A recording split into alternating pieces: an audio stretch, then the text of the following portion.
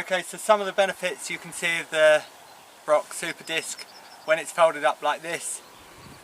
Main benefit is that it's carried on a large braked centre axle for good road transport.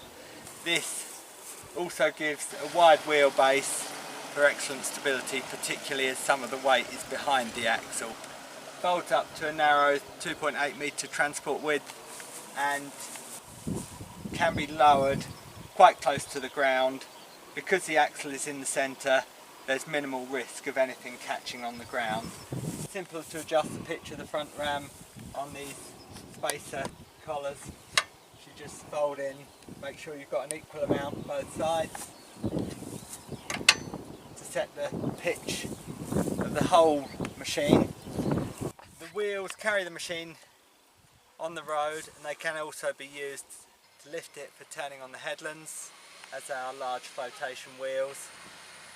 To change from controlling the wheels to controlling the main depth control, which you see here, there is a tap just behind the drawbar rams.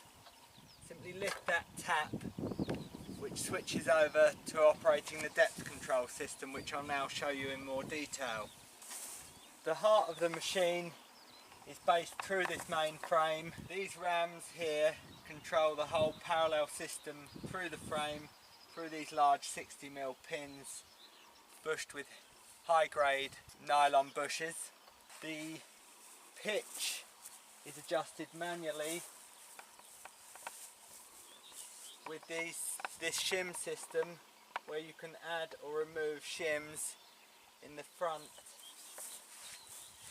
and the rear to adjust how the packers and the discs are set, whether you want to have the front row slightly higher than the rear row to get a progressive effect, or whether you want them both set at the same level. It can also be adjusted to compensate for how the discs wear. To adjust the whole front disc frames in relation to the packer, so to set the working depth of the discs, that is done on the hydraulic system, and you can see there numbered depth gauge.